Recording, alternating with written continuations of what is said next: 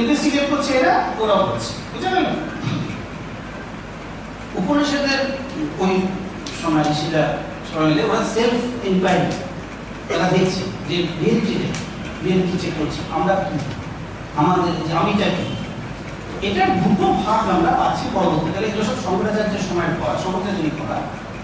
একটা তৈত্তরীয় উপনিষদ সাইড, যেটা নীতি সাইড, যে তুমি অন্নময় দেহ না, তুমি দেহ, তুমি আর দেহ এক না, প্রাণময় দেহ, ভিতরে আরেকটু, তোমার মধ্যে যে ফোর্সগুলো চলছে তাতে তোমার কিন্তু ইন্টারভেনশন, কনসাস ইন্টারভেনশন নেই। তোমার যে হার্ট চলছে, লাংস চলছে, এই চলছে, তুমি রাগ করো তারা চলছে, তুমি না বন্ধ করতে পারবে না। কথাটা বলছো তোমার ওটাই কি আমি বলছে না, আরো ডিপে ঢুকছি, বুঝতে পারছো? সত্য গুহা এটা আরো ডিপে ঢুকছে। তারপরে হচ্ছে বুদ্ধিমান, এবার ইন্টেলেক্ট। অনেকের তো হার্ট আছে, ইয়ে আছে, চলছে, চিনতে পারছি না, কনসাসনেস, ইন্টেলেক্ট ওটা থাকে না, অথর্ব হয়ে যায়, সেরিব্রাল হয়ে যায়, দেখা গেছে। নজরুল ইসলাম 1942 সময়টা হয়েছিল, 76 কি লিখেছিলেন নজরুল ইসলাম।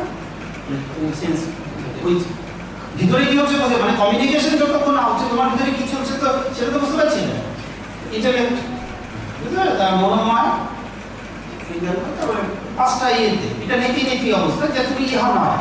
তারপরে কি, যখন 5 নম্বরে যাচ্ছে, বিদ্যাসাগর সাহেব সুন্দর কমেন্টারি করছে, এইবার বোধ হয় আচার্য শঙ্কর ব্যাখ্যা করবে আনন্দগিরির যে ভাষ্য, মালব্য বলছে, মালব্যকারিতা বলছে না, উপনিষদ ইজ রিমেনিং সাইলেন্ট। এরপর কি, তাহলে আমার এক্সাক্ট অস্তিত্বটা, এটা হলো একটা ধারা, এটা নীতিটা ঠাকুরের একটা খুব পজিটিভ অ্যাপ্রোচ আছে টুয়ার্ডস রিলিজিয়াস। এটা ঠিক ঠাকুরের সাথে যাবে না, ঠাকুরের সাথে সেটা যাবে, সেটা হচ্ছে ইতি মানে অস্থি, মানে আছে ভাব। ঠাকুর মধ্যে খুব একটা পজিটিভ জায়গা রয়েছে, খুব পজিটিভ, ফলে নীতিতে ঠাকুরের সাথে মান্ডুক্য, এটা হলো তৃতীয় উপনিষদ। মান্ডুক্য উপনিষদ ডাইরেক্ট বলছে, তাদের ব্যাখ্যায় 80টা ধরে দাঁড়িয়ে গেছে নীতিটা।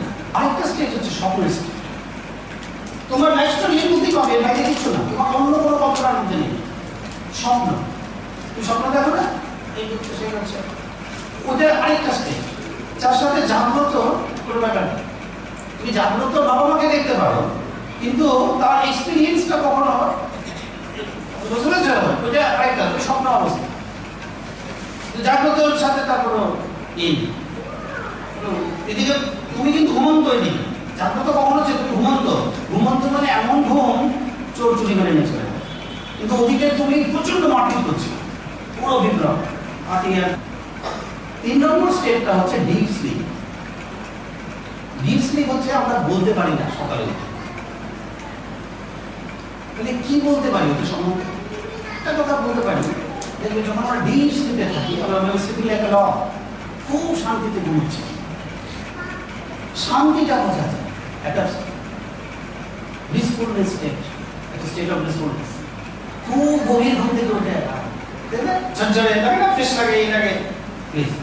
ওরা দেখলো entire life story of you, এর বাইরে কিচ্ছু না।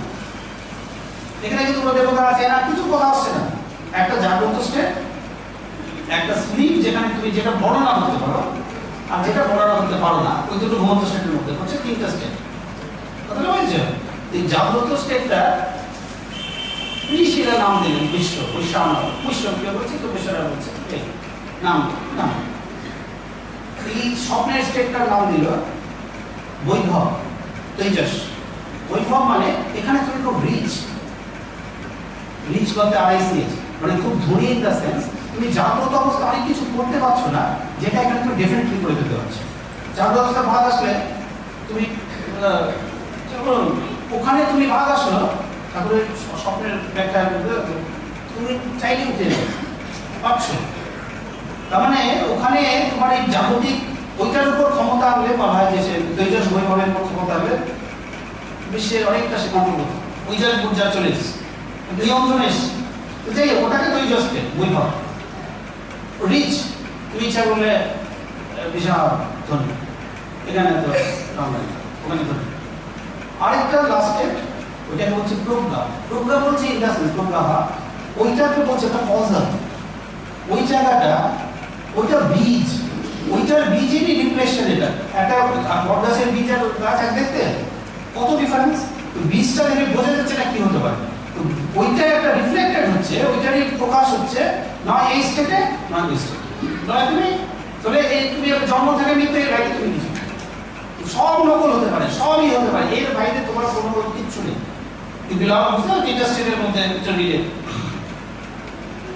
এবার সেটা বললো তাহলে আমি কোনটা মূলগত জানি আছে যা ঠাকুর এই যে ড্রিম স্টেটটা এটাই কিন্তু আত্মা, যেটা এই মুহূর্তে ড্রিম দেখছো তুমি আরেকটু গভীরভাবে পড়ে এটা কি শুধু এটা নিয়ে ক্লাস আর যা আলোচনা মনে করে তো এইটাই অ্যাকচুয়ালি এক্সট্রাপোলেট করলে এটাই আত্মা। বুঝতে পেরেছো? 2টা ট্যাবলেট খেয়ে ঘুমা, 50টা ট্যাবলেট খেয়ে ঘুমাবেন, 80টা ট্যাবলেট শেষ হবে। কথা বুঝতে পারছো? তো এইটাই এক্সট্রাপোলেট করলে কিন্তু ডেথ।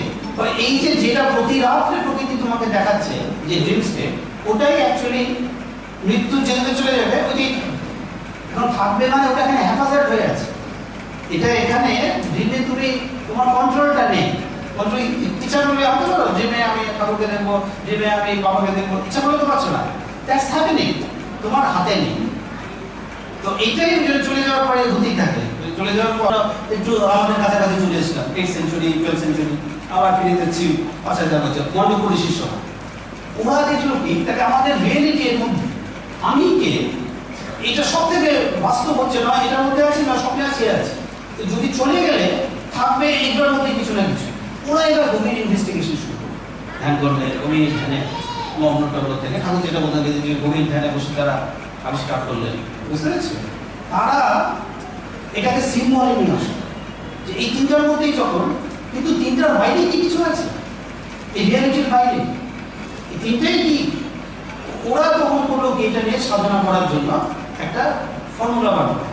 শর্টে টোটাল ব্যাপারটাকে ধ্যান করার জন্য অত ভাবনা ভাবতে পারছে না। শর্টে যদি অল্প ওষুধে এমএসটা ওষুধ দেয় 4-5টা ওষুধ একটা মধ্যে, এটা খালি 4-5টা হয়। ওরা খুব ছোট করে আনার চেষ্টা করে, তো করে জাগ্রত স্টেপটাকে অশব্দের মধ্যে আনবে, তখন অময়ের মধ্যেই শেষ হবে। ওই সময় ব্যাপার ওটা অ স্টার্টিং অ লাস্টে, পরেগুলো পরে পরে চলেছে বাণীর সময় বুদ্ধের কাছাকাছি সবার। বুঝতে পারছো? এগুলো সব আরো ব্যাপারগুলো আস্তে আস্তে যাচ্ছে। জাগ্রত স্টেপটা দিল অ, ওটা স্টার্ট। মাঝেরটা দিল উ, স্বপ্নের স্টেপ। আর এই ডিপ স্লিপ স্টেপটা তারা সিম্বলাইজ করলো ম। এবার ব্যাকরণ করতে গিয়ে পানি নিয়ে দুটোকে তিনটাকে যোগ করে দিল, করে দেখা গেল ওম। এই দিস ইজ দ্য, এটা মানব পরিষদের ওম ডেফিনিশনটাই হবে ওম শব্দ। জাগ্রত স্লিপ, স্লিপ মানে যেটা স্বপ্ন দেখছো ম, এই স্লিপ তিনটা মিলে যোগ হলো ওম। এটা কি প্রপঞ্চ প্রসঙ্গ বলছে সাইলেন্স। বিশ্ব ব্রহ্মাণ্ডে এমন একটা সাইলেন্স আছে, এমন একটা নীরবতা আছে। শব্দ তো হলো মানে রূপ হয়ে রূপটা পেয়ে গেল, শব্দ হলেই মানে রূপটা হয়ে গেল, একটা প্রকাশ হলো। কিন্তু রূপের আগে যে সাইলেন্স, দ্যাটস মি। প্রপঞ্চ প্রসঙ্গ শান্তম শিবম অদ্বৈতম, এখানে শিব শব্দের অর্থ মানে অ্যাবসলিউট নলেজ। এখানে শিব মানে আমাদের এখানে শিব। তারপর হচ্ছে চতুর্থ মন্ডন, the fourth stage. Fourth stage মানে তিনটার বাইরে আরেকটা স্টেজ ঋষি বলছে। কথা বলছো? এটাকে সম্প্রদায়ের গুরু গোবিন্দ বা তার গুরু গৌরববাদ ব্যাখ্যা করতে গিয়ে মানবকারীকে এই শব্দটার একটা নাম দিচ্ছেন তুরীয়।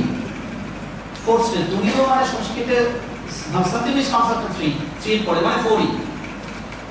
ঠিক আছে?